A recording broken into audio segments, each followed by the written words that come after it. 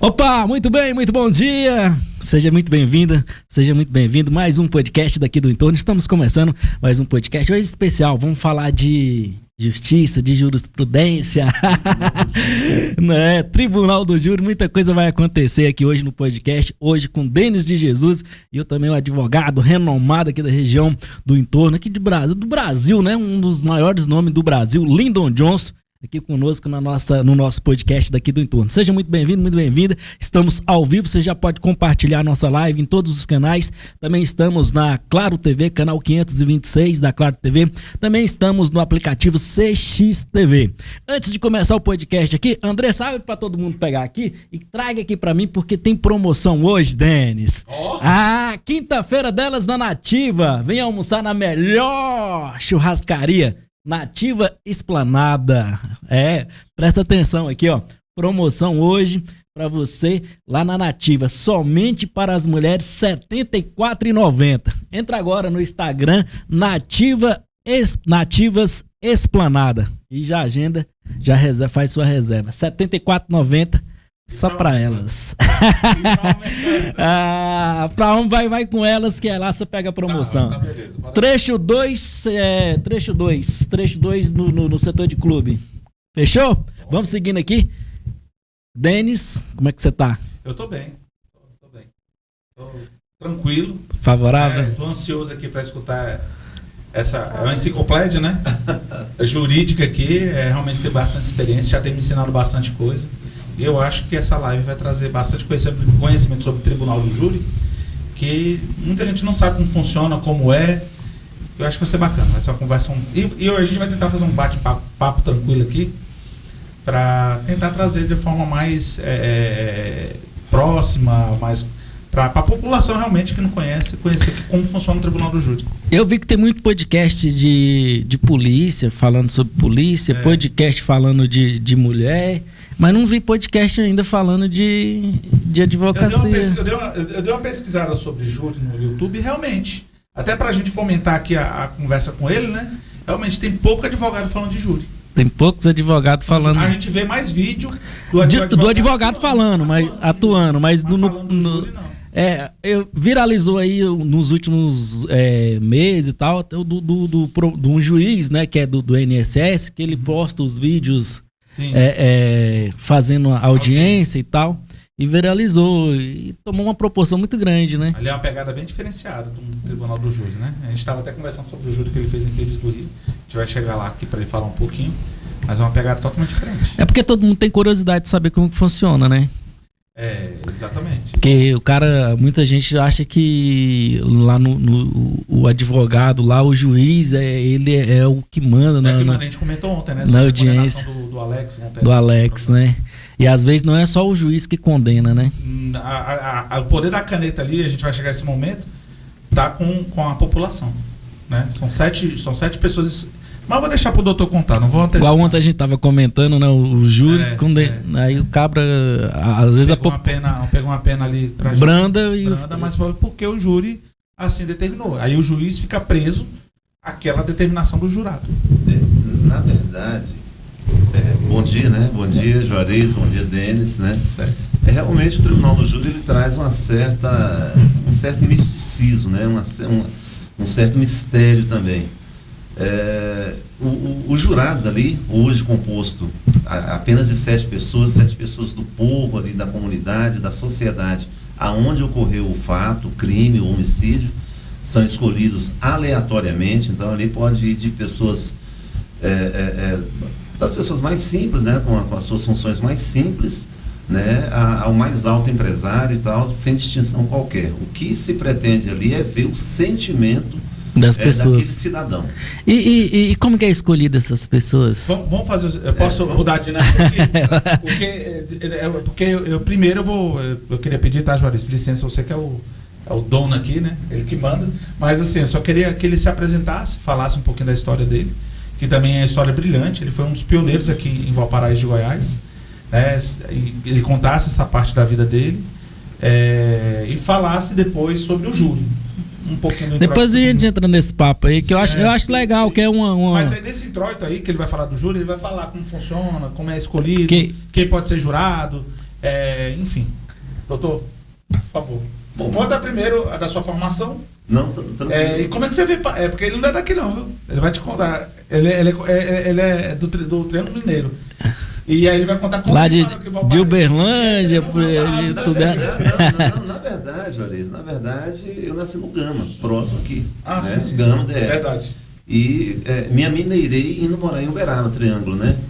E lá formei, casei, né? E retornei para cá. E ao invés de fincar os pés novamente no Gama, eu preferi me residir aqui em Valparaíso. Era uma cidade que discutia-se à época a sua emancipação, como de fato ocorreu 2, 3 anos depois que eu cheguei. Então, de emancipação, nós temos aqui, acredito eu, aproximadamente 34 anos, 36 anos, eu acho que vai fazer agora. 36 anos. Então, acho que é isso. Quando eu cheguei aqui. 36 ou 37 anos que vai fazer agora. E aí tive a felicidade de, eu posso dizer, de crescer com a cidade, né? Porque aí você pega a cidade emancipada, caminhando com as próprias pernas. Aconteceu a mesma coisa com Lusiânia, Novo Gama, Cidade Ocidental, e assim foi. E com o escritório de advocacia aqui no entorno, anos depois eu preferi me dedicar única e exclusivamente ao Tribunal do Júri. É o que eu faço até hoje. Apesar do escritório nosso, o Denis aqui sabe melhor do que eu, né? Dividimos um escritório onde temos vários advogados com várias especialidades, mas a minha mesmo é Tribunal do Júri. Mas hoje na banca, quem está lá no escritório da parte criminal é o doutor Lino Johnson, ele que decide, ele que toca os nossos casos criminais lá do escritório, né? Doutor, mas conta aí, como é que funciona o júri? Para aquele leigo, eu sei que é difícil resumir isso em poucas palavras, ou em longas palavras, como o senhor preferir. Como funciona o júri? O que é o júri? Quais são os crimes que são julgados lá? Porque na América, né, na América do Norte, a gente vê trânsito, tem um júri. Eu não sei se trânsito tem, mas enfim. Sim, tem. Casos civis, tem júri, né? Existe um juiz para cada caso específico ou um juiz ele julga tudo? Um juiz, na verdade, vamos separar aqui os papéis de quem participa do Tribunal do Júri. Temos os jurados, hoje constituído por 7 cidadãos, e temos um juiz togado, um juiz concursado. Esse juiz concursado, ele só vai presidir os trabalhos, ele só vai organizar os trabalhos, ele só vai manter a ordem no tribunal. E, ao final, dar a sentença dentro do que os jurados resolveram. Se condenado, o acusado, o réu, se condenado, o juiz dá a sentença. É a famosa dosimetria da pena. Ele vai dosar a pena do acusado ali, condenado naquele momento.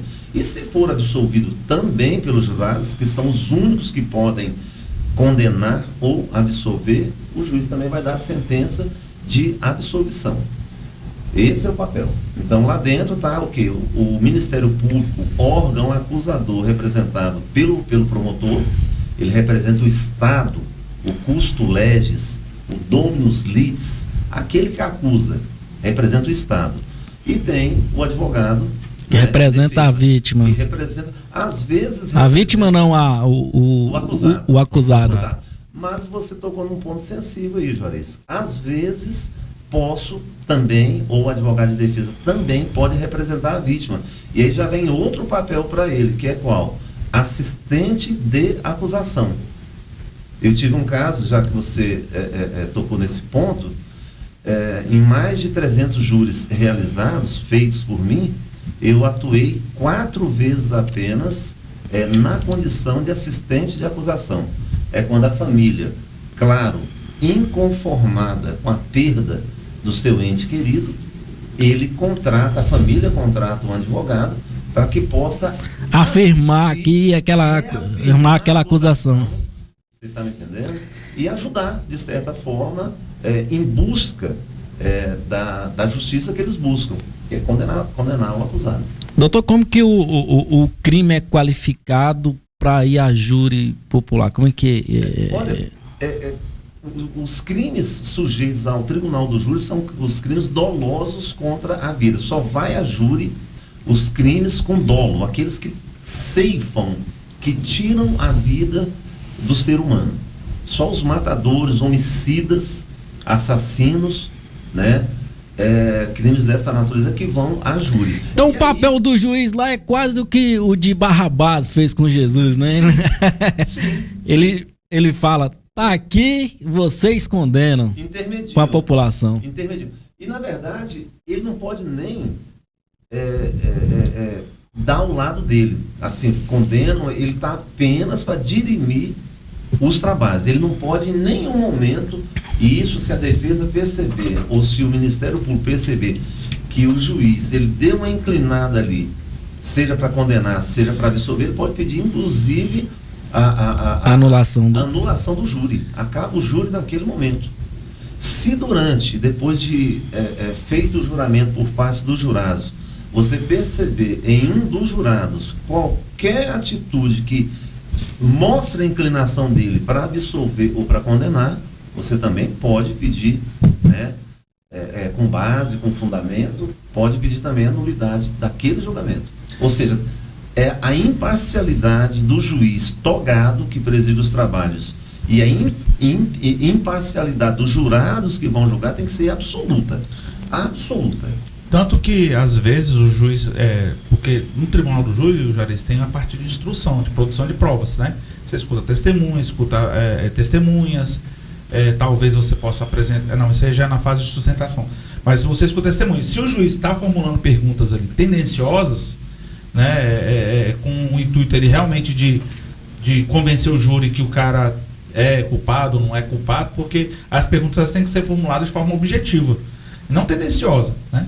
Então, assim, se a defesa ou a promotoria sentir isso também... Mas tem um momento de apresentação das provas da polícia, da polícia científica. O delegado pode ser escutado, o policial pode ser escutado, testemunhas que pode ser escutado. É o momento que antecede os debates. Isso. Então, que antes dos debates, ouve-se as testemunhas de acusação, aquelas arroladas pelo Ministério Público, depois ouve-se as testemunhas de defesa, aquelas juntadas pelo defensor, e depois parte para os debates. Sempre começa, impreterivelmente, sempre começa pelo Ministério Público, que faz a primeira sustentação de acusação. Ali ele tem 2 horas para expor a tese dele, e ele vai então fazer uma recapitulação do que os jurados presenciaram ali, das testemunhas, do processo vivenciado antes, e vai sustentar a tese dele. Depois a defesa tem mais 2 horas. Se porventura o Ministério Público quiser voltar a falar, é utilizada a réplica, que ele volta em mais 1 hora, para as arestas ali, e a defesa depois volta em tréplica por mais 1 hora.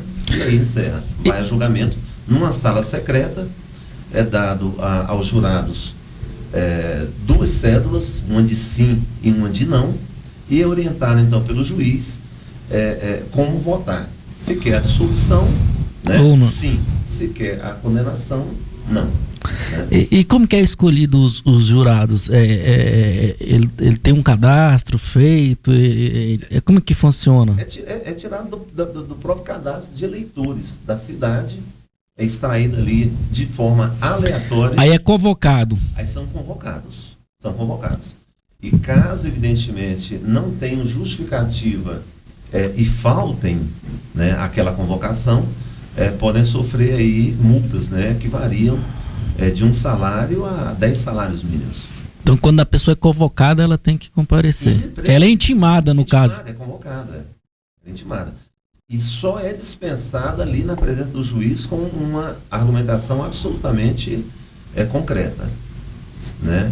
A perda de um pai, um problema de doença e assim por diante. Aí nós somos consultados, a defesa e o Ministério Público se concordam com a dispensa daquele cidadão. Perfeito. E os critérios os critérios para ser jurado é não ter parentesco com as partes envolvidas, com o juiz, com o promotor, com o advogado, não ter atuado nesse processo, não ter parentes que atuaram nesse processo, não conhecer nem a vítima e nem o acusado, ou seja, tenta ali extrair, Juarez, a mais absoluta imparcialidade.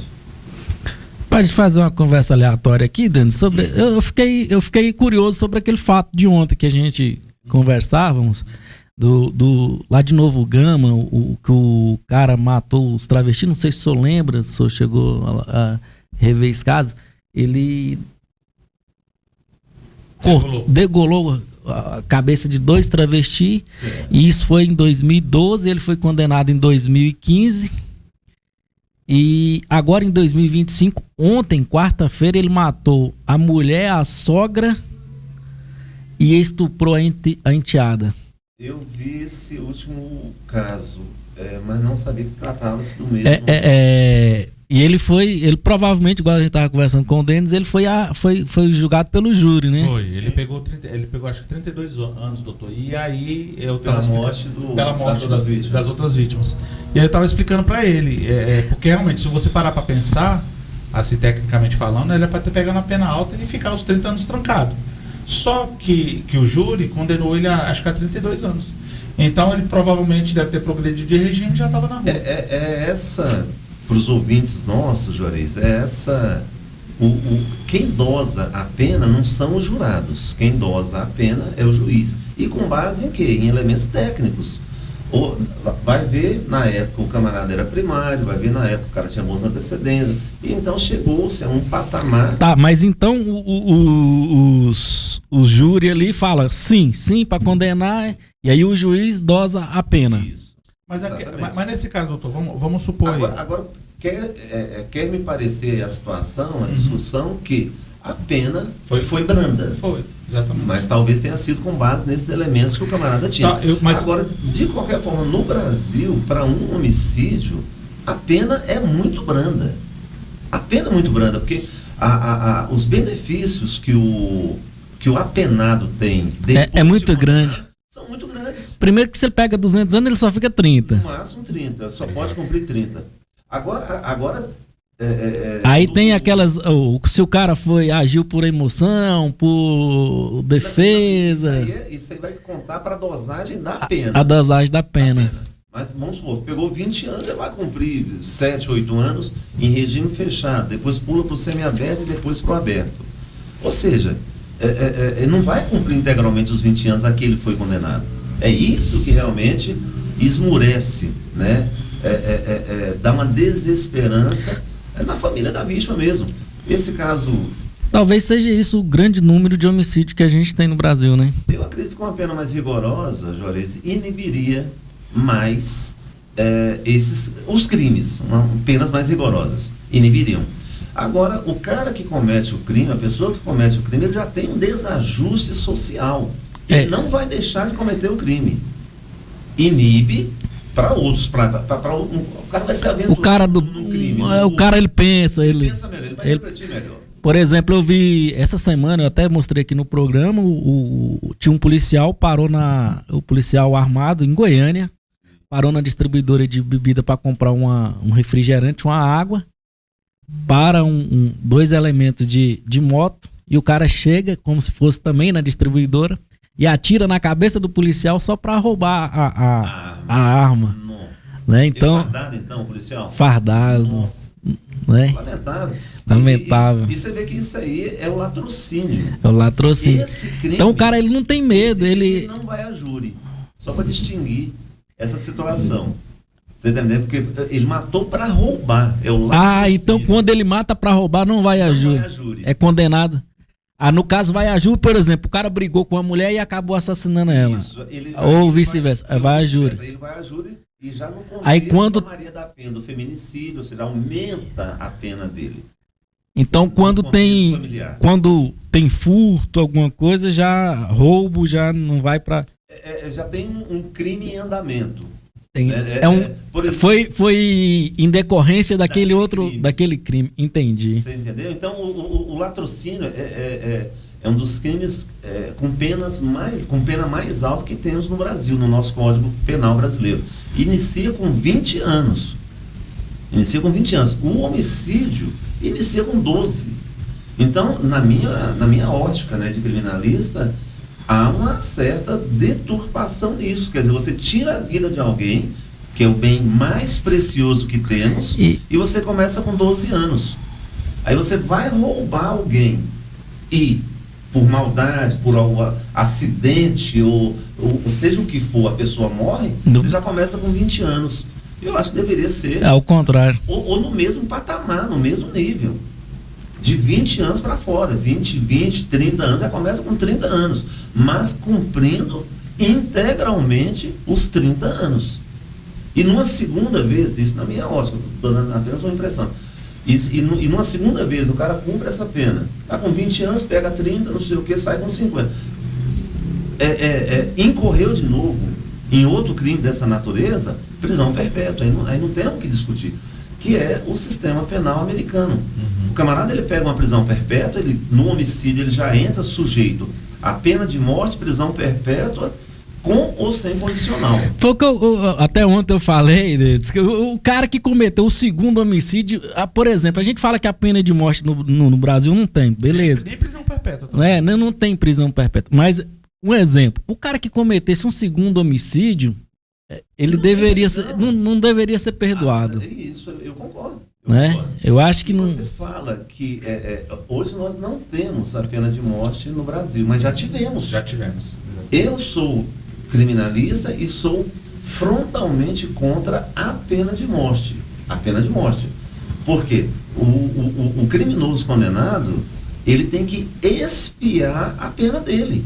Ele tem que cumprir integralmente a pena dele.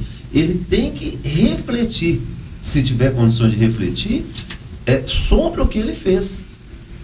E a pena de morte, ela simplesmente elimina, encerra a situação, a família fica satisfeita, quem matou é o famoso olho por olho, dente por dente. Isso aí é na época do Código de Talião, né, que foi o primeiro código, chamado Código de Hammurabi, do imperador Hammurabi, isso em 300, 400 antes de Cristo. Então, dente por dente, olho por olho, né? E aí, a pena de morte que nós já tivemos no Brasil foi extinta com o fim do Império, né? com a queda do Dom Pedro II, né? E o início da República. E aí, nós tivemos, então, o fim da pena de morte no Brasil. E de forma até trágica, porque mataram um inocente. No fim do Império, Dom Pedro II, houve um homicídio horrível, uma chacina horrível em Macabu, Rio de Janeiro, cidade de Macabu, Rio de Janeiro, isso em 1880 já, né? Quase início do século XX. E aí, 8 pessoas são chacinadas, brutalmente chacinadas numa fazenda Bananal, que pertencia ao senhor Manuel da Mota Coqueiro, grande fazendeiro, grande latifundiário, frequentava as festas da realeza, do Império, né, do Dom Pedro II, e morrem 8 pessoas lá, afacadas, afoiçadas, aporretadas, e ele é acusado, seu Manuel, e julgado e condenado, tá? Na época eram 12 jurados, e enforcados. A única pessoa que podia revisar essa pena era o rei, o imperador. Ele pede clemência, ele pede perdão e não é perdoado, indultado, e é enforcado. Para depois Juarez e Denis descobrirem, 1 ano aproximadamente depois da morte dele, que ele não fora o assassino daquelas pessoas. Sabe quem foi, Juarez? A mulher dele, Dona Úrsula dos Anjos, que de anjo... Na época já existia a Polícia Civil, e continua investigando mal até hoje. Não, aí valeu, né? E sabe por que ela matou aquelas 8 pessoas, entre elas crianças, mulheres, homens? Porque descobriu um ato de infidelidade do marido dela, do seu Manuel, com uma das filhas do caseiro. E aí ela, por vingança, a família inteira. E ela era a mandante do... Ela foi a mandante e caiu sobre o marido dela. E ela caladinha, tava caladinha. E deixou ele morrer. Deixou ele morrer Juarez, enforcado. Eu queria aqui, aproveitando... Então, a pena de morte traz esses inconvenientes. Quer dizer, matou, acabou. Seja inocente, culpado, não tem só pegando esse gancho aqui, Denis, porque por último aqui tem um mês, mais ou menos, o ministro da Justiça, o Lewandowski, falou que a justiça não condena porque a polícia prende mal. Talvez a investigação, as apreensões... Isso foi há muito tempo atrás. Isso é conversa. O ministro, que me perdoe, né? Eu discordo dele. Hoje ainda existe nesses rincões do Brasil, existe ainda mais investigações. Mas você pega São Paulo, você pega Brasília, você pega Rio de Janeiro... O próprio Goiás melhorou muito. Olha só. O crime da Marielle, 6 anos para descobriram os caras. Ali não descobriram antes porque era um jogo político, sim, né? É verdade. Vou te dar um exemplo aqui técnico. O caso daquela menina, daquela criança... Que foi jogada no apartamento, né? Que foi morta pelos pais lá. Os Nardones, né? Nardones, né? Perfeito. Ali foi um crime sem provas, sem testemunhas. A perícia, ela fez toda a trajetória, todo o levantamento, todo o iter criminis, né? A dinâmica do crime. Desde que a pequena Isabela saiu do supermercado com o pai e com a madrasta, até chegar no apartamento, ser agredida, que aí a polícia chega, né? Com aquela história de que teria sido um bandido que roubou e tal, jogou ela, aí já encontra... sangue na sala. Ali isola o apartamento e tal, e vem toda a dinâmica. Ela é agredida, ela é asfixiada, que depois vem garras, né, dedos na garganta dela, vem a tela do apartamento cortada, e olha só, Juarez, um amassado na cama. Alguém pisou na cama para jogar ela né? Olha só o que a perícia faz, olha só que coisa fantástica. Eles calculam o peso da pessoa que subiu na cama e que ela tinha um corpo no colo para fazer aquele afundamento no colchão, no edredom. E o peso calculado da criança. Era do Nardone, era do pai, com ela no colo. Então eles chegou à conclusão que era ele que jogou a madrasta asfixiou ela, tentou enforcá-la, ele achando que ela já tinha morrido, né? Ao invés de socorrer a filha, ele adere ao crime e abre a janela, a tela de proteção e joga a filha dele do 5º andar. Ela ainda estava viva quando foi encontrada. A menina estava viva. Estava viva. Ela morreu ali embaixo. Cara, uma loucura. Vê se isso não é caso de prisão perpétua. E você vê. Estão soltos já, né? Estão soltos? No caso dele foi progressão ou eles progressão, né? Já estão soltos já. Pela progressão. Mas assim, não quer dizer estão no semiaberto, mas que não quer dizer que eles estão cumprindo pena. Porque muita gente pensa que o cumprimento da pena é só fechado. Né? Não, mas o cara já pega a liberdade. O cara tá na rua vivendo, namorando a regra. Essas regras aí é balela, Denis, pelo amor de Deus. Talvez seja o caso, doutor, de enrijecer o regime aberto, o semiaberto, o aberto e o semiaberto. Ser preso em casa até eu, chefe, velho. Mas você acredita que o homicídio só se tornou crime hediondo para cumprir uma pena maior depois da morte daquela atriz, a Pérez? Depois da Daniela Pérez. Aí a mãe dela, a Glória Pérez, faz com a Globo, né? Movimento, lógico, com apoio da Globo, com apoio de órgãos de defesa. Aí criou uma comoção social. Amealharam 1.200.000 assinaturas em todo o Brasil, levaram para o Congresso e aí foi mudada a pena. Até então, até a morte daquela moça, você está entendendo? Até o Nardone, até a Richthofen, não era hediondo. Você imagina um negócio desse? Porque a Constituição Federal, ela fala o cara cumpriu uma pena menor. Que ia ter a previsão dos crimes hediondos, que teria que ter uma regulamentação. E aí a gente se depara com um congresso lento, né? Que não só sabe pegar dinheiro, mas trabalhar que é bom nada, né? Enfim. Doutor, vamos lá. Eu tenho uma pergunta aqui que eu tenho muitas críticas, inclusive uma delas do Ministério Público, né? A gente falando que o Ministério Público não trabalha, não sei o que. Um advogado me abordou e falou, cuidado que você vai falar, mas eu tenho minhas ressalvas com o Ministério Público, e você se deparou agora no júri, que viu o Ministério Público um pouco, né, digamos, um pouco tímido, vamos botar assim. E a gente se deparou também na Cidade Ocidental com uma mulher que foi espancada por traficantes, ou era dívida de droga, enfim. E aí eu tenho essa crítica com relação ao trabalho do Ministério Público, porque a gente até fala ali no júri que é muito fácil ficar lá no gabinete, no ar-condicionado, canetando, e não vir aqui fazer operações sérias, botar um colete, uma pistola e ir na rua trabalhar com a Polícia Civil. Qual que é o dever do promotor do Ministério Público? Essa é a pergunta que eu vou levar. Você acha que o Ministério Público, de um modo geral, vamos botar aqui do jeito que está, ela é um pouco mais política, ela é apática? O que o senhor... porque é o seguinte, a gente espera do Ministério Público uma coisa mais atuante, mais vibrante. A Polícia Civil não. A Polícia Civil você vê que ela, né?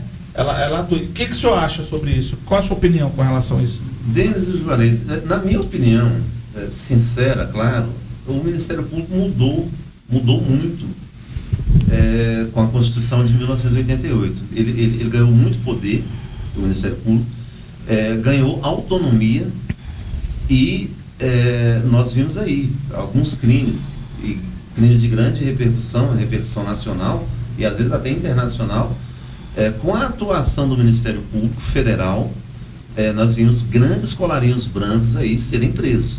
Não é o ideal ainda. Por exemplo, o Collor, né, por conta do Ministério Público Federal, demorou demais da conta, foi condenado, vem o Judiciário para o Supremo, que condena, no dia seguinte ou 2 dias depois, dá prisão domiciliar para o Collor. Absurdo.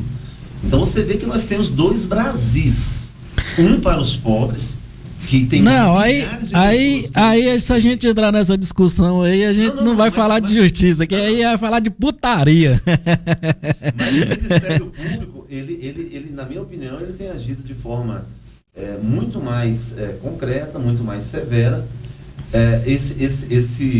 Esses jovens, né, que hoje representam o Ministério Público, né, são realmente comprometidos com tem, lógico, as suas exceções, mas eles são comprometidos em buscarem realmente o que eles acreditam ali, a condenação e tal.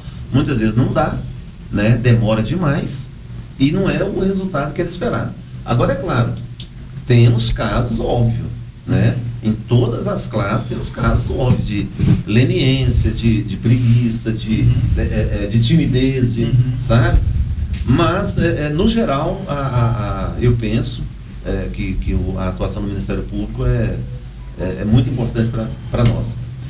Esse caso que você mencionou aí, que eu fui, se me permitir aí, Juarez, fui atuar na condição de assistente de acusação, realmente o Ministério Público, talvez pela idade do promotor, jovem ainda, não bateu tanto quanto poderia ter batido num crime. Um crime hediondo, um crime morte por um motivo absolutamente fútil, né, insignificante, e quase que o acusado sai livre, quase que ele é inocentado de uma morte, de um tiro no peito, inopinadamente, repentinamente, sem a vítima esperar, e ela corre e ainda recebe um balaço nas costas.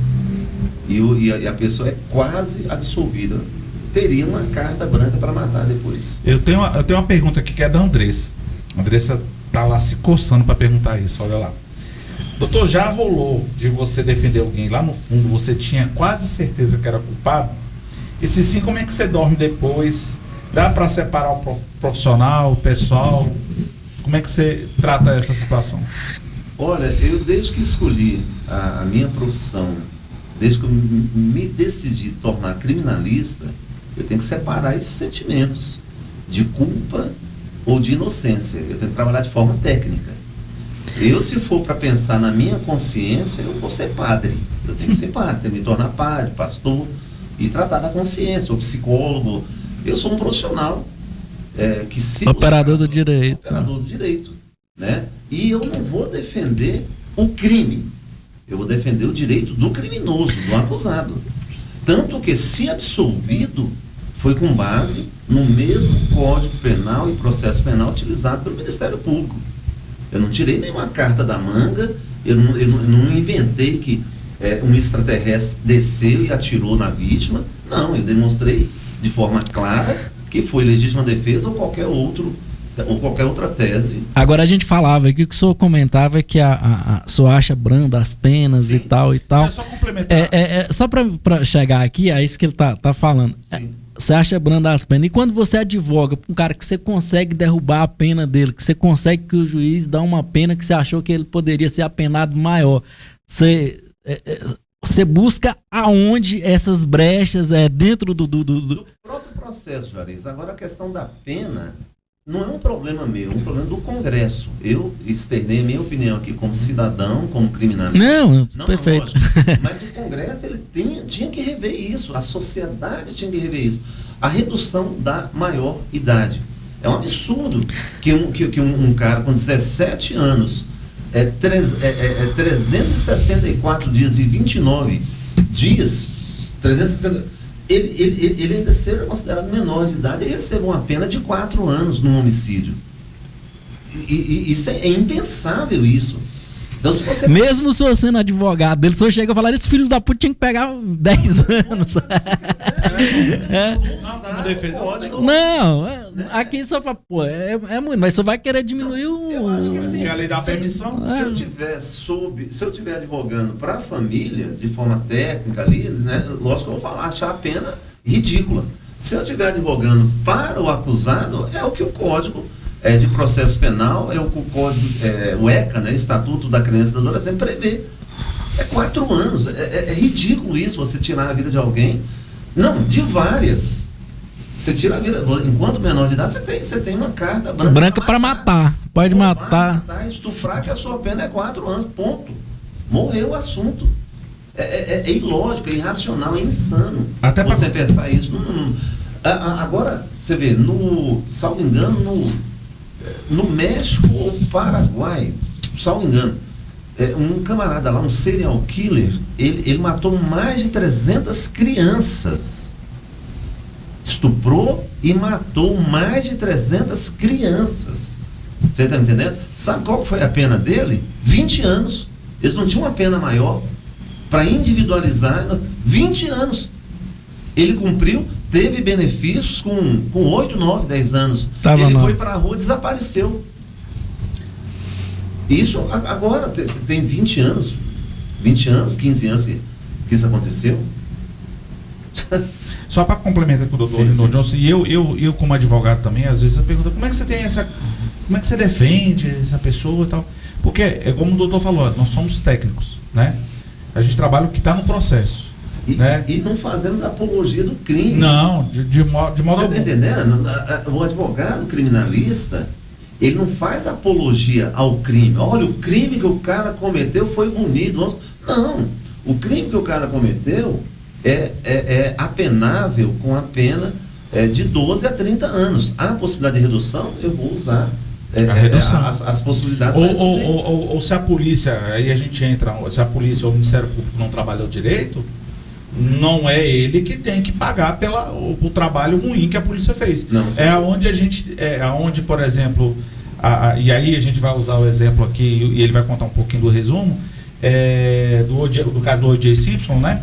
E tanto que ele usou essa técnica no júri dele. Sim. E vamos chegar lá. Então, assim, e outra coisa, o advogado não estava no local dos fatos. Então a gente se prende. Mesmo o cara falando, não fui eu, mas peraí. Nas provas e nas testemunhas. Nas testemunhas, do que tem no processo. Até porque a confissão, isso é uma primazia aí do direito criminal, a confissão você não pode levar muito em conta em certas situações. Por que ele está confessando? Mas as provas estão todas contrárias à confissão dele. Né? Então é basicamente isso que o advogado trabalha. A confissão por si só não leva à condenação. Ela tem que estar aliada a outros elementos de prova ali no processo. Doutor, vamos lá. Eu não sei se dá para a gente fazer essa dinâmica aqui. Porque tem uma parte do doutor que você não vai querer fazer. Vamos lá. Eu vou além. Eu tinha combinado você fazer diferente, mas se eu quiser, eu vou sentar ali do outro lado. Se o senhor quiser pegar o microfone, levantar e contar aquele trecho que você fala do ProRéu. Ou se você quiser falar no microfone. Vou falar daqui. Porque do jeito que ele faz no júri, realmente não dá. Mas um dia eu vou gravar ele fazendo isso. Mas enfim, faz aquela fala do ProRéu aqui para nosso ouvinte. Juarez, na verdade é o seguinte, a defesa em plenário, ela tem a função, a obrigação de levantar as dúvidas. Questionar E mostrar para os jurados que há dúvidas naquela condenação, se houver a condenação. Então, esse é o papel da defesa, né? Eu tenho dúvidas se o fulano matou ele, tá? Se a autoria for correta, eu tenho dúvida da forma que ele matou ele, né? Se foi em legítima defesa, se foi por uma provocação que levou ele àquele ato absurdo, aquele ato extremo. E eu costumo utilizar um caso real do Barba Azul. Foi um assassino, foi um serial killer francês, também do ano de 1840, 1850, onde ele tinha como modus operandi se aproximar das vítimas, só mulheres, viúvas. Então ele olhava nos jornais da época os obituários, via e identificava as viúvas, se aproximava delas e com o tempo essas viúvas desapareciam, sumiam. E ele era o herdeiro de tudo que elas tinham deixado. Porque ele mantinha uma relação com elas amorosas. Era um cara que ele tinha uns quase 70 anos, mas muito, muito falante, muito bonito, muito charmoso, né? E as mulheres caíam na conversa dele e desapareciam. E ele foi preso, por quê? Porque a última mulher que desapareceu foi vista com ele na estação de trem da cidade. E aí foi preso, conseguiram um mandado de busca e apreensão para uma cidade, para uma casa dele no interior, na cidade de Gambé, interior da França. Foram lá, localizaram dezenas de ossos humanos, dentre eles dedos, rótulas, crânios, não sei o que e tal. E fizeram a juntada de tudo aquilo, descobriram que estavam na presença de 4 corpos. 4 corpos. Não tinha como identificar, porque não tinha o DNA ainda. Mas identificaram 4 corpos. E aí ele foi a júri pela morte daquela senhora. E no dia o advogado dele teve uma sacada, na minha opinião, genial, porque ele falou que naquele tribunal, onde o Désiré Landru era o nome dele, o nome do Barba Azul, onde o Désiré estava sendo julgado, o advogado falou que por aquela porta entraria a última vítima dele, aquela senhora que foi vista com ele na estação de trem. E apontou a porta. E todos miraram. Ele falou? O advogado. O advogado. Falou, ele não matou essa mulher. E eu vou provar, por aquela porta vai entrar ela agora. E todos olharam a porta, esperando ela entrar, incluindo os jurados. Nesse momento ele grita, indúbio pro réu. E grita mesmo, indúbio pro réu. Né? Por quê? E explica, ora, se vocês, jurados, olharam a porta esperando ela entrar, vocês têm dúvida que ela morreu, que ele matou. E ele, naquele julgamento específico, ele foi absolvido. A polícia, aí vem o trabalho da polícia, reuniram mais provas, mais elementos, não sei o que, ele foi condenado em outros e enforcado. Então o papel do advogado nesse momento realmente é questionar as fragilidades do processo, as fraquezas do processo, né? E teve um caso que teve muita repercussão de fragilidade no processo, é o caso do Bruno, né, o goleiro do Flamengo, né, que não acharam o corpo. Ao contrário. O caso do Bruno teve muitas provas, porque antes a materialidade era constituída só pelo corpo da vítima. Eu vou te dar um exemplo, aqui em Araguari, que é um outro caso. Até hoje não foi encontrado o corpo dela, né? Mas já tem a certidão de óbito dela, já foi expedida a certidão de óbito dela na época, você está dizendo, pela demonstração de que ela morreu de fato. Então antes a prova da morte era só feita com o corpo da vítima, né? E aí os assessores do Bruno, muito burros, aquele macarrão e aquele policial civil que já tinha sido expulso da Polícia Civil de Minas Gerais, e se foi expulso é porque era burro, os crimes que ele cometeu foram pegos. Você está entendendo? E o Bruno acredita que era só sumir com Elisa, né? Com Elisa Samúdio, era só sumir com ela, que era o crime perfeito. Por que teve muitas provas? Ela sai do Rio de Janeiro, avisa a amiga dela que estava levando o Bruninho para encontrar com o Bruno. Primeira prova, testemunhal. Eu conversei com ela, ela pegou um avião, estava indo para Belo Horizonte e encontrar com o Bruno. Segunda prova, ela quando chega no aeroporto, o sobrinho do Bruno vai buscar ela e já começa a agredi-la dentro do carro do Bruno. Sangue. Foi encontrado sangue dela dentro do carro. Você está me entendendo? Outra prova. Inclusive foi feito DNA para saber que o sangue era dela. Sim, sim. Outra prova, levaram ela para o sítio dele. E lá deixaram ela em cárcere, né, presa, durante a noite toda. E testemunhas? Testemunhas viram ela lá no sítio. Entende? Inclusive o próprio sobrinho dele que testemunhou depois contra ele. Foi testemunho de acusação. E por fim, a maior prova foi a criança, o Bruninho, que foi encontrado com quem? Com a namorada do Bruno, do goleiro Bruno. Ou seja, então, para a acusação tinha muitas provas de que foi ele, só não tinham o corpo. Então ele foi condenado, porque para condenar é preciso duas coisas. E como que some com o corpo para não deixar esse vestígio? Que ali foi uma caça muito intensa. Sim. Cogitaram, né? Cavaram e procuraram. Sim, cogitaram. Que cabelo, osso, é difícil de dispersar de cabelo e osso. Sim, o trabalho da polícia mineira foi perfeito. O trabalho foi perfeito.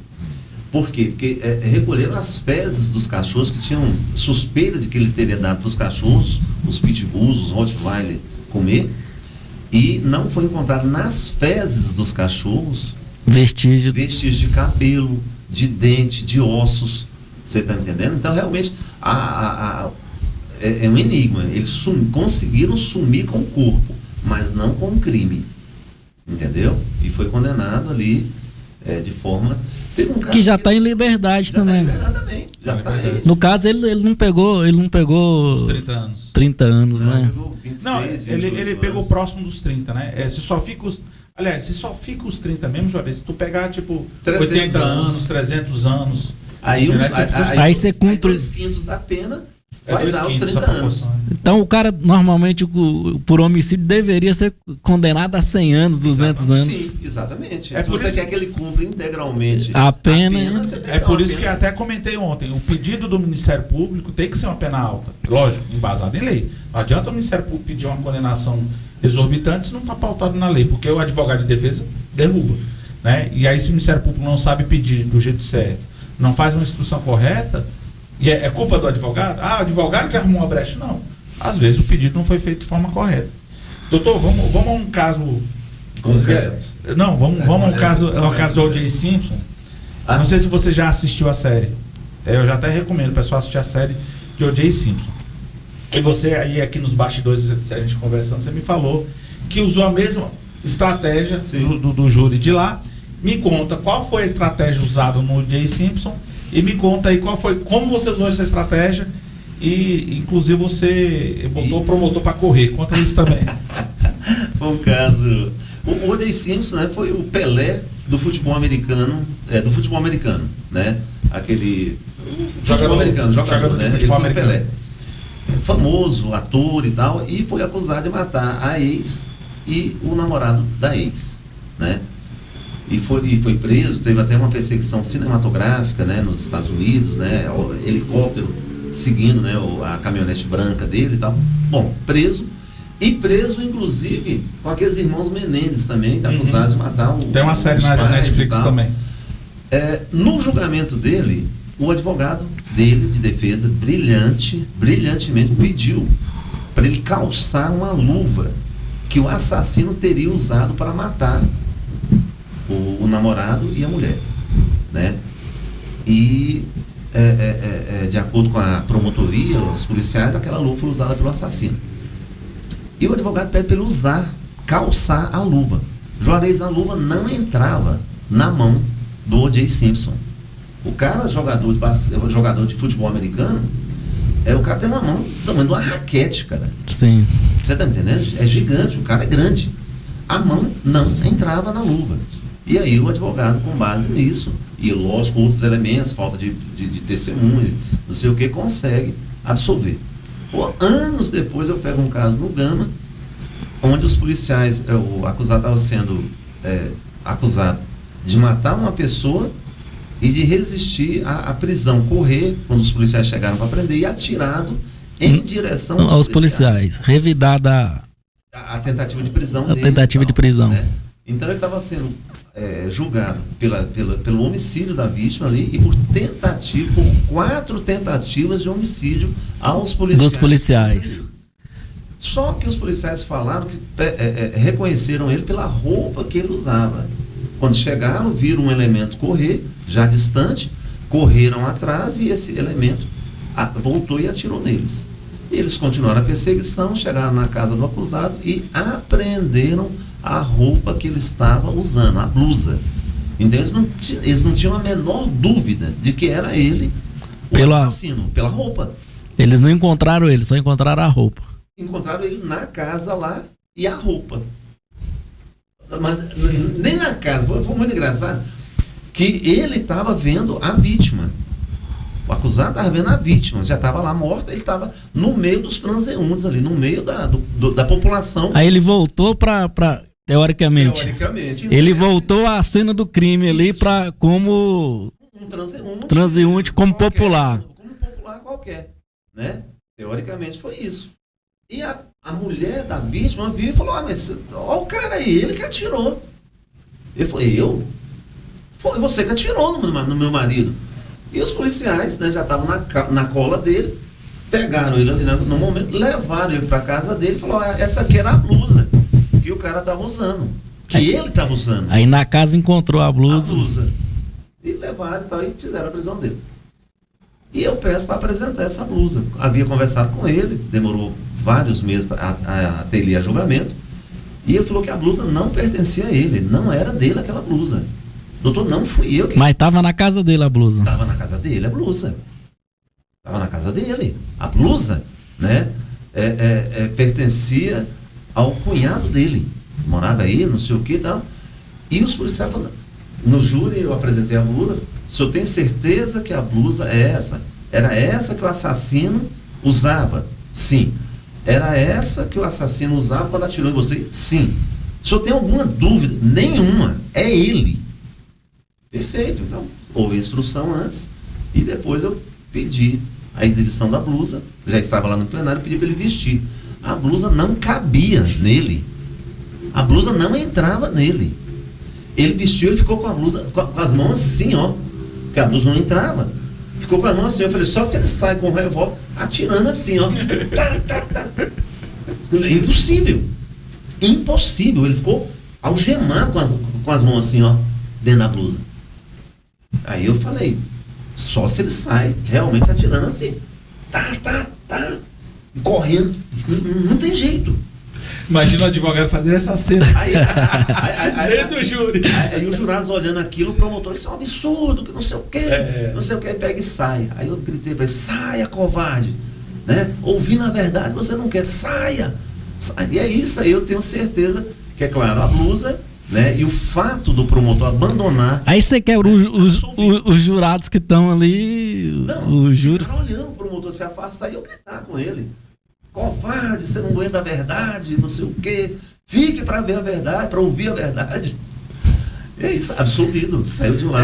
Até entrar na questão do... E aí, nesse caso, o cara é absolvido, ele passa a não ser mais o acusado do crime. Nenhum.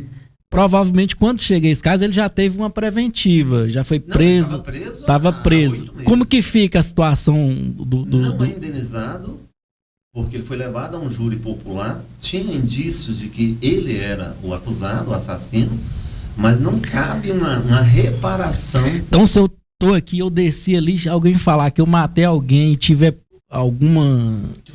tiver indícios e eu provar lá na frente que eu não sou culpado, eu não sou indenizado. Diferente na Espanha, né? Se tiver indícios, você não é indenizado. Agora, há um assalto ali na esquina em andamento.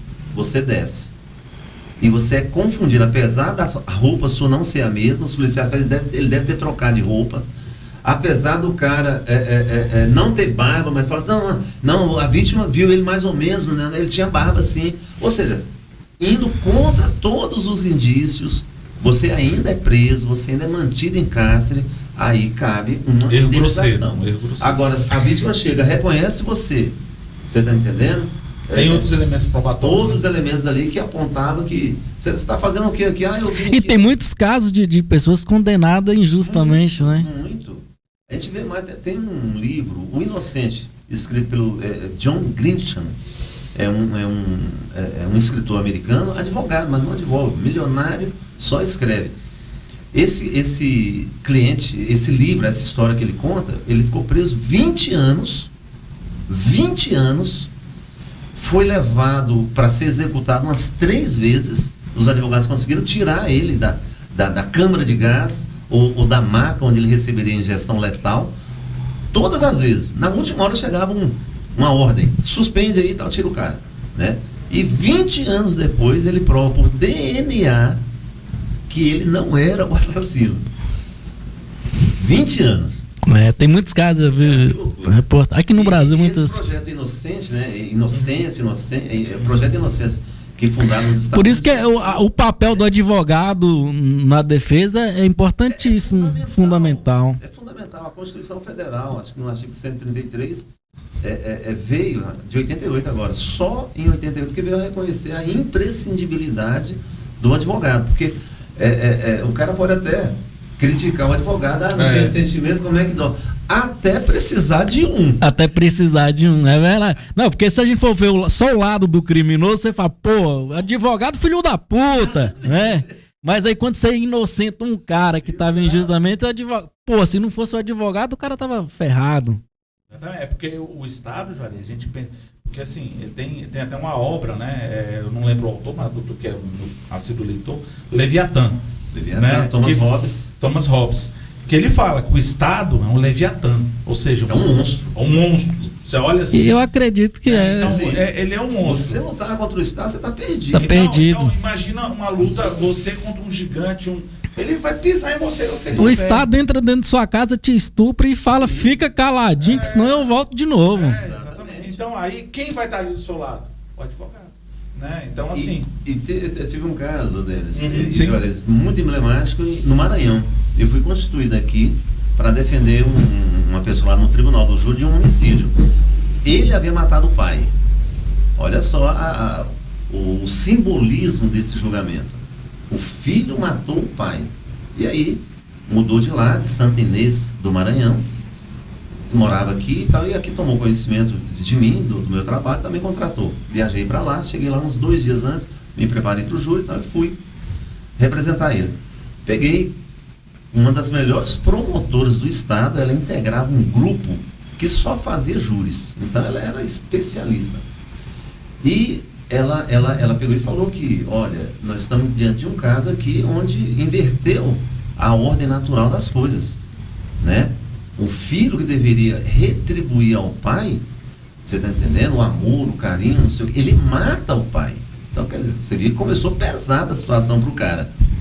E ela conhecia os jurados por nome. Eu falei, aqui eu vou perder. Esse júri vai sair daqui preso, não tem problema.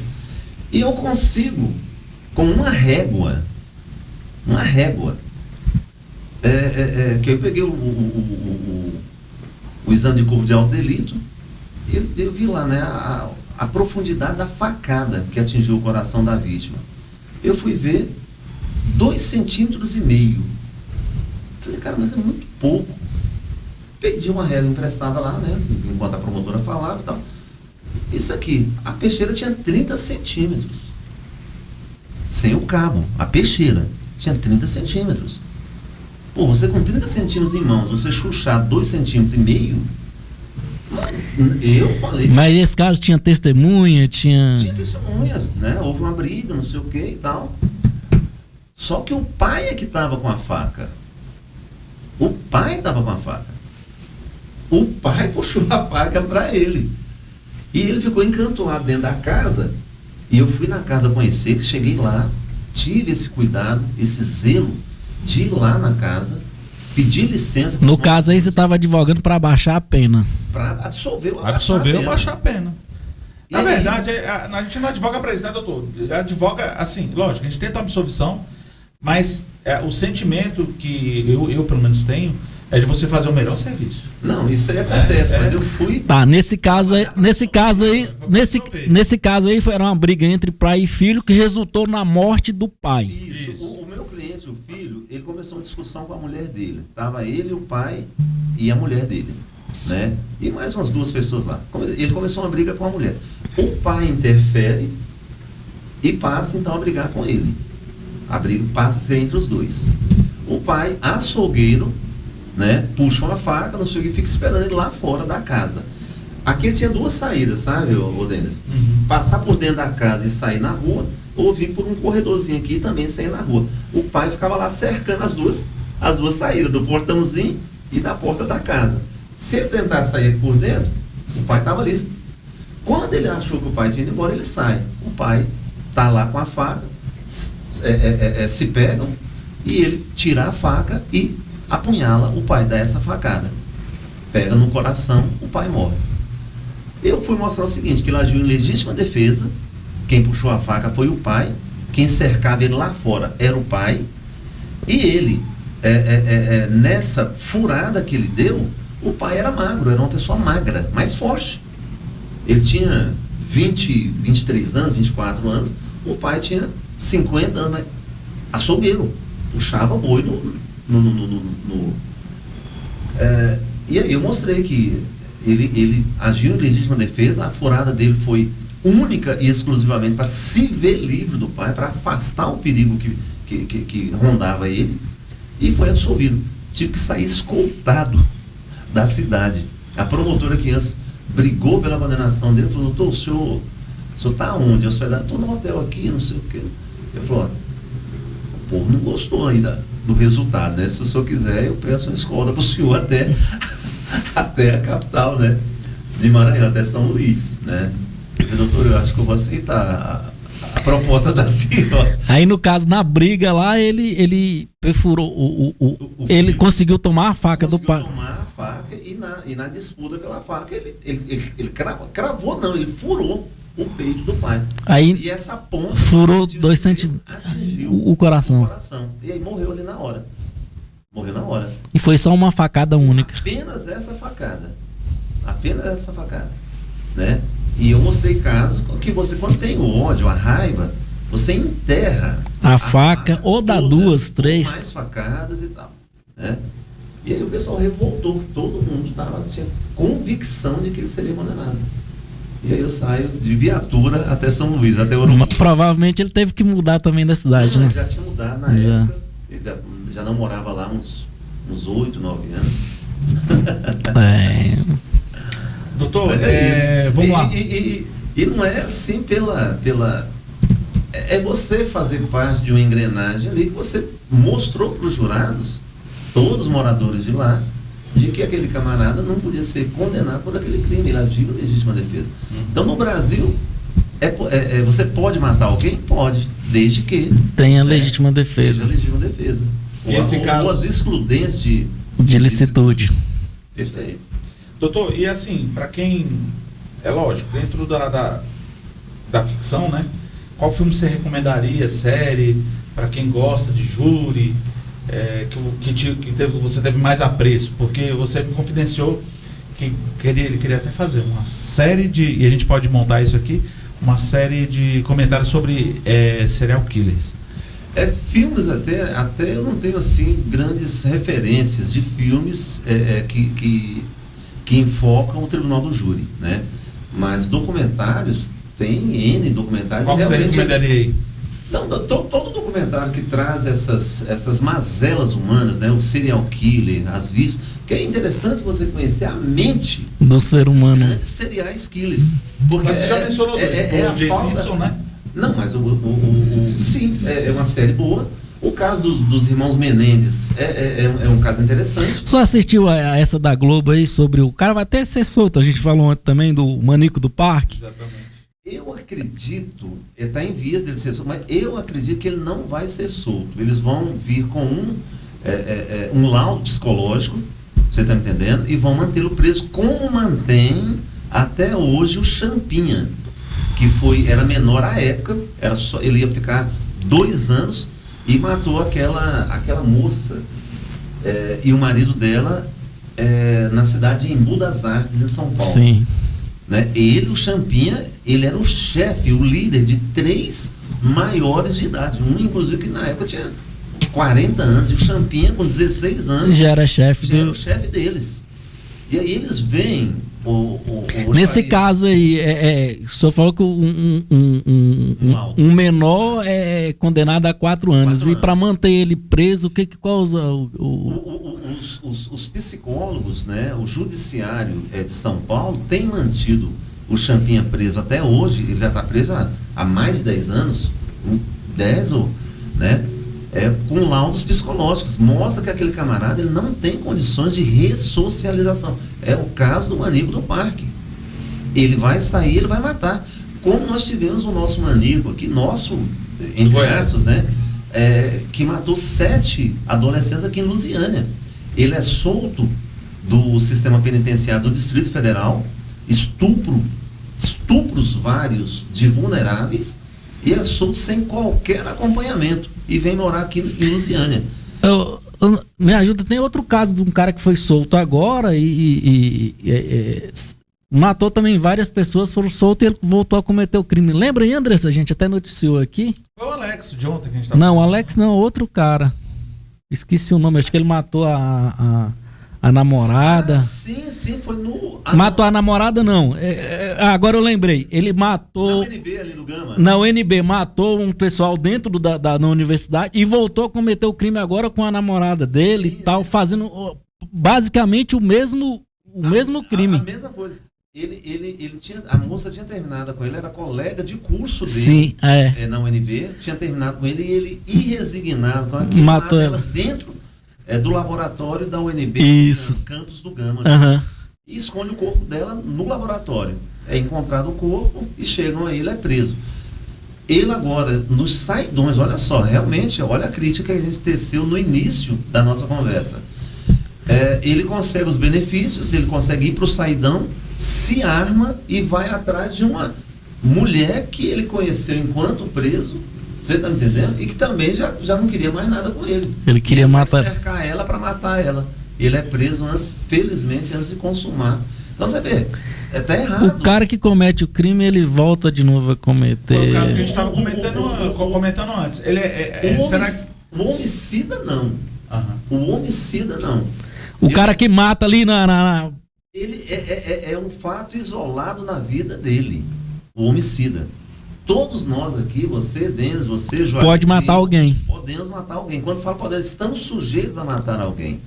E nós, se tivermos essa infelicidade, pode ter certeza que nunca mais a gente volta a incorrer nisso. Você está entendendo?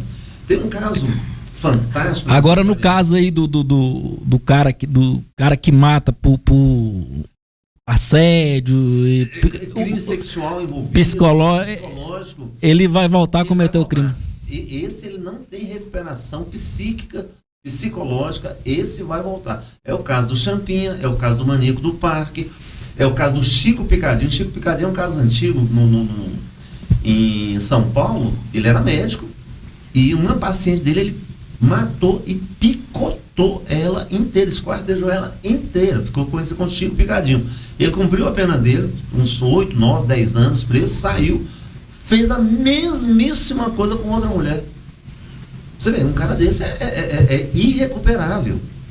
Irrecuperável. Por isso que eu acho que, apesar do maníaco do parque ter atingido o tempo de soltura dele, você me entende? Ele deve ser mantido preso. É o caso de ontem, era para ter... esse cara aí... Um cara dele não pode ter uma progressão de regime. Porque tem até um livro de serial killer que ele fala o seguinte: o psicopata é o cara que usa um verniz social. O psicopata. O sociopata é mais explosivo. Mas todos têm a mesma característica de matar aleatoriamente, não tem empatia com ninguém. Ele olha pra você, se ele gostar da sua camisa, ele vai ver você. Ele vê a camisa. E fala, aquela camisa vai ser minha. É boa pra mim. E vai ser minha. E ele mata você assim, sem o menor sentimento. Ele não tem empatia humana. Você tá entendendo? É um vazio dentro dele. E o psicopata, ele tem esse verniz. Ele senta com você ele bebe com você, ele frequenta a sua casa e ele mata depois você. E ele vai continuar exercendo esse verniz, usando esse verniz. Então, se não vier um laudo psicológico para segurar esse camarada, ele vai continuar matando. Isso é natural. E esse tipo de criminoso, eles ficam pegos a um laudo psicológico? Sim, é feito um laudo dele, né, um estudo psicológico dele, e que deve ser usado, na minha opinião, deve ser usado pelos envolvidos no caso dele ali, para Ministério Público, para impedir a saída do cara. Rapaz, aquele cara ele matou 13 pessoas, 13 mulheres, o maníaco do parque. Sim. Você está entendendo? Ele deixava as mulheres em posições, os corpos em posições eróticas. Você está entendendo? Não tem recuperação, cara, daquele. Sim. Outra série que é interessante, eu esqueci o nome dessa série, a gente até assistiu, comentamos junto, que fala do sujeito que comia os cadáveres, deixava armazenado. Qual é o nome daquela série? É uma série, é um sujeito americano. Cara, é o Jeff Dahmer. É o canibal americano. Teve um aqui no Brasil que eu tinha 11 anos, eu assisti no programa do Ratinho antigamente, que passava aquela... bobagem lá. Passava um monte de coisa. O cara que tirava os cadáveres do túmulo, colocava em cima do túmulo ali e tinha relações sexuais com os... necrofilia, né? Com os cadáveres. Tem alguns serial killers que faz isso, né? O vampiro do parque também, que é o mesmo naipe aí do maníaco do parque. Ele matou, acho que 8 crianças, né? E ele voltava ao local onde as crianças estavam, já decompostas, e mantinha relações com as crianças. Nossa. Você tá entendendo? Então, teve esse já russo, um serial killer russo, 60 crianças. O senhor já defendeu algum cliente com esse tipo de acusação? Com essa anomalia, não. Com esse grau de sociopatia, não. Você tá entendendo? O senhor pegaria um caso desse? Pegaria do ponto de vista técnico, jurídico, você tá entendendo? Como eu falei, sem nunca fazer apoteose, evidente do que, mas para entender a mente dele. Você tá entendendo? E é claro, sendo doido, você vai invocar o quê? A inimputabilidade. O cara desse ele tem que ficar preso, internado o resto da vida. Você está entendendo? Ele não vai ser condenado pelo crime. Ele vai ser internado. Olha a diferença. Ele não pode... Se eu soubesse que essa pessoa que está me procurando, que eu poderia absolvê-lo e que ele voltaria ao seio da sociedade, aí eu não advogaria para ele. Cabe, evidentemente, às autoridades manterem ele longe da sociedade. Cabe a mim fazer o melhor trabalho do ponto de vista técnico. Então hoje, se o senhor fosse advogado do maníaco do parque, o senhor pegaria uma causa dele hoje para soltura dele? Pegaria, não para soltura, para internação. É essa a situação. Ele é inimputável, ele é louco. Ele é louco, uma pessoa dessa, ele não vive. Tá, mas a família dele chega ali, solta pra mim o maníaco do parque, porque ele já cumpriu a pena dele, ele tem que ser solto. Eu ficaria que soltar, ele não seria solto. Eu tenho sempre essa questão ética. Ele não seria solto. Agora, mas pegaria o caso, apresentaria as condições dele e tal, e o judiciário vai definir ali. Porque tem caso, Juarez. Eu peguei um caso que ninguém pegava em Lusiânia. Ninguém. A juíza, a doutora Alice, eu não sei se hoje, eu acredito que hoje ela não esteja mais Parece que ela virou desembargadora, eu acho. Eu acredito que sim, Denis. Ela me ligou, pediu para o gabinete dela ligar no meu escritório, pediu para que eu fosse ao gabinete dela e falou que tinha um caso que ela precisava julgar. E que ninguém em Lusiânia pegava esse caso. E a pessoa só vai a júri, só é julgar se tiver um advogado? Só se tiver uma defesa. É aquele caso lá que tem que ter um advogado, que o advogado talvez inocente a pessoa por uma injustiça. Um detalhe, uma injustiça, uma dúvida. Você tá vendo? Esse pessoal que ia a júri e que ninguém queria pegar, cometeu um crime assim, cara, horrível, bárbaro, uma coisa assim. Eles eram caseiros numa fazenda por causa de uma fofoca de que um deles teria roubado galinha e escorreu no meio nas fazendas. O fulano é ladrão de galinha. Um dia ele bebendo. Acho que eu me lembro dessa história aí. Vamos lá tirar isso ali. Ele, bêbado com um amigo dele, vamos lá na casa do fulano que colocou essa história. Chega lá, o cara foge, deixa dentro da casa a mulher grávida e 2 crianças. Eles matam a mulher grávida e as 2 crianças. Uma coisa assim, pavorosa. Aí você fala, mas como é que o senhor pega isso? Do ponto de vista jurídico. Eles contaram a versão deles, eu falei, olha, não queria matar. O que leva uma pessoa, Juarez? Isso me intriga. O que leva uma pessoa? Caseiro, tirador de leite. Você está entendendo? Que nunca tinha cometido outro crime. Nunca na vida. Você está entendendo? Numa noite, por causa da, eu nem falo da cachaça. Carne de galinha. Carne de galinha. E ele furou a barriga da mulher grávida. Você está entendendo? Ela grávida, de 8 meses. Colocou fogo na mulher. E os 2 colocaram fogo na mulher. Prenderam os meninos no quarto enquanto faziam isso. Um dos meninos escapa, corre para a mãe para ver a situação. É quase que degolado por um deles. E eles prendem um menino no quarto de 3 aninhos e põe fogo na casa. Cara, é inimaginável um negócio desse. A crueldade, a maldade disso. Você está entendendo? E eu não fui falar que o ato foi bonito, não. Eu fui me compadecer com a família. Isso é horrível. Agora, um falava que tinha sido o outro falava que tinha sido... Ele conta a versão dele, ponto. E os jurados ali que decidem. Se o jurado ali vai, não, eu achei o cara legal, vou absolver, está na cabeça do jurado absolver isso. E daí a beleza do tribunal do júri, sabe? Porque o cara não precisa ser jurista para entender a história ali. Entender a história, sabe que isso é absolutamente repreensível, isso é absolutamente abominável, você está entendendo? E eu estou lá defendendo o cara, não estou falando que o crime foi bonito. Quando eu entrei no plenário, os caras, o advogado tinha que levar umas porradas também. Como é que faz isso? Que ninguém pegava. Mas eu entendo o lado técnico da coisa. Ele tem que ir a júri. A sociedade tem que decidir se é culpado ou se não.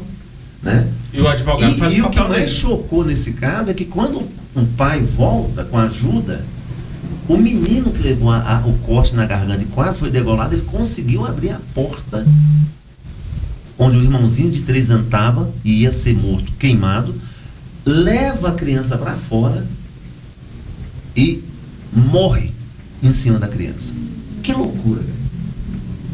E salvou o de 3 anos. Salvou de 3. E qual foi o resultado desse júri, doutor? Cara, pegaram 80 anos, cara, 70, 80 anos. Até comentei com a juíza depois. Se o meu trabalho for avaliado pelo tempo de cadeia que eles pegaram, eu tenho que abandonar a advocacia. Mas o papel foi feito. Não, lógico, o papel da defesa foi feito. Foi feito a defesa. Para finalizar aqui, a minha última pergunta, né? Eu acho que é bem especial essa pergunta com relação ao seguinte: qual legado você espera deixar como advogado criminalista depois de tantos anos de batalha nos tribunais? E pelo que você gostaria de ser lembrado? Cara, se puder falar em legado, né, uma lembrancinha que seja a lealdade processual, sabe? Eu vou para o júri, eu me apego única e exclusivamente no que o processo oferece. Então, ali não tem para onde, eu não invento história. Eu trabalho com o que está no processo. Se o jurado entende que ali é uma falha da polícia técnica, entende que ali a vítima provocou aquela situação, qualquer coisa nesse sentido, eles é que vão dar a decisão. Então, se eu posso falar alguma coisa em legado, que sempre trabalhei, eu gostaria que trabalhassem, né? E a maioria trabalha, claro, com os elementos do processo. É você ser leal processualmente. Você está me entendendo? E você falou uma outra situação, né? Basicamente isso. Você respondeu tudo. Você vê, eu consegui absolver um camarada em Mato Grosso, em Comodoro. Eu faço com uma garrafa de água, essa água mineral. Porque eu demonstrei para os jurados o seguinte, que os ferimentos que a vítima recebeu, o ferimento, na verdade, foi um corte na garganta. E pegou a carótida, né, a jugular, né, e ele morreu em 2 minutos, né, de sangue, né, o sangue jorrou, não deve ter de salvar a vítima. E eu mostrei que o acusado, ele agira em legítima defesa. E peguei a garrafa e mostrei, olha, esse ferimento aqui que a vítima tem, na foto aqui, foi de defesa. Foi riscado assim. Você está entendendo? Sai, não vem. Se afasta, não vem. E a vítima avançou e o corte pega na garganta. Se fosse pérfuro, você está entendendo? Entrando, era de ataque. Entendeu? Ele matou com uma garrafa de uísque. Caiu, eles estavam na zona boêmia, não sei o que e tal. E começou a briga e tal, a garrafa caiu, ele é agredido, ele cai com a garrafa, ele levanta com o gargalo da garrafa e 3 camaradas, ele então fere a vítima tem um corte profundo na garganta, mas corte de defesa. E os jurados entenderam e absolveram. Olha só, também tive que ser corrido lá da cidade. Muito bem, esse aqui é o Lyndon Johnson, muita história. Nós temos que bater um podcast de 4 horas pra gente ficar falando, contando história. 5 episódios. Né? Tem que ter o próximo episódio. Andressa, deixa eu falar aqui rapidinho da Nativas, que hoje tem promoção na Nativas, né? Aquele churrasquinho, é bom pra levar a esposa, né, Dentes? Traz aqui, né? Só quinta-feira delas, na Nativas. Vem almoçar na melhor churrascaria de Brasília. Advogado, fazer uma reunião, fazer um negócio. Onde vocês vão levar? Jornalista. Nativas. Na Nativas. Nativa Esplanada. Lá no trecho 2 de Clube Almirante ali, na Asa Norte. Então é o seguinte, marca lá na Nativa, viu, Lendes? Pode marcar. Pega um cliente ali, top, você fala, vamos almoçar na Nativas. Do podcast que vai levar Vamos marcar, vamos almoçar lá na Nativa. Vocês são meus convidados pra gente ir na Nativa, tá bom? Um abraço pro pessoal da Nativas e agradecer vocês mais uma vez por esse podcast, o Lyndon Johnson, o Denis, que tá aqui comigo. Mudou sua opinião sobre advogado? Não, advogado é essencial. É igual o médico, né? É essencial. É igual o policial, é essencial. Os bons advogados, né? E os bons advogados. Tem os maconheiros, os vagabundos, né? Tudo é igual, toda profissão tem os vagabundos e tem os bons que... Com certeza. Toda profissão é essencial à nossa comunidade, né? Senão ela não existiria. Falar alguma coisa? Não, por mim pode encerrar os trabalhos. Gente, fica com Deus, um beijo, até a próxima. Juarez, obrigado pela oportunidade, Denis, obrigado pelo convite, né? E adorei o papo, muito bom. Tá? Vamos dar mais episódio, hein? Tchau, tchau, gente. Até mais. Oi.